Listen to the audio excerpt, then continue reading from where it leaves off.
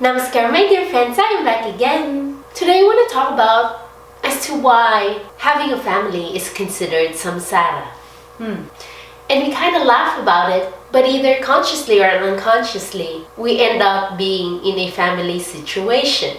So I gave it a little thought. I think the reason why it is called samsara because a huge number of the population actually enters into this not so uncharted territory. So basically it's very, very charted, very, very predictable, sort of mapped out. Because I don't know about you, but when I was growing up, what was instilled in my mind is that when I grow up, I have to do well in school, so that I can find a good job, and then because I'm a woman, I have to find a good partner, and when I find a good partner, we're gonna have a family, have kids, retire, have grandkids, enjoy our twilight days, and then die gracefully. Yes, that was basically like everyone's expectation of a person, right? Default expectation. But going back to the word samsara or cycles, I think it really doesn't matter if one is involved in a family situation or one is not in like some sort of a partner relationship in their life. Because with or without a partner,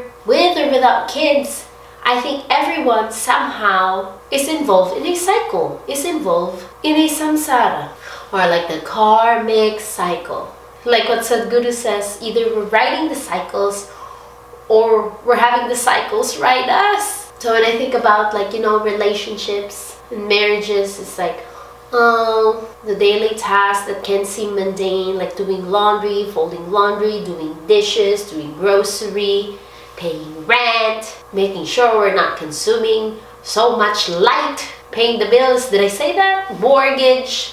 But there are also some positive things about family life situations, like the comfort of having a partner. There's always dinner at the food. Well, not always, but when you're in a comfortable relationship, there's always food. You have someone to share your joys and sorrows. But also like in a person's life where it's not a family situation, I bet there are also some struggles of like being alone, like sometimes feeling lonely, having to cook your meal or having to buy meal all the time, not have someone to help you out with like house chores. But there's also some positives in it, which is like the solitude of having a space to yourself, being able to do the things that you want without any hesitation or worrying about some other people's thoughts and opinions. So I think being in a family situation or even in a single person's situation,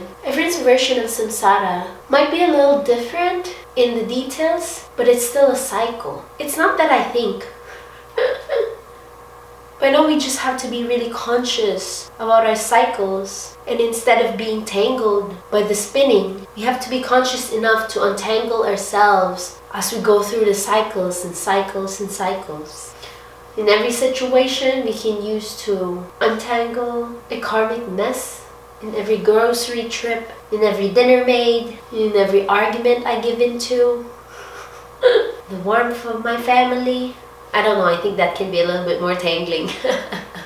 But see, I think the very interesting part is the tangling process. The karmic tangle can sometimes be very beautiful. And I myself, I think I can't resist. It's just so hard to resist. So I allow myself to be tangled up and naturally untangle itself in its like due time, in its own course, and naturally be like smoother when the time is right. So with consciousness, samsara is a tool for liberation. So my hope for everyone is, in whatever form or fashion your samsara is, if you get tangled, it's fine.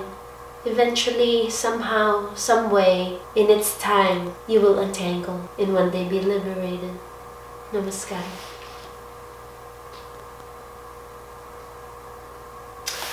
Until next time, you guys, enjoy your samsara, the tangling and untangling process. Hey, bye!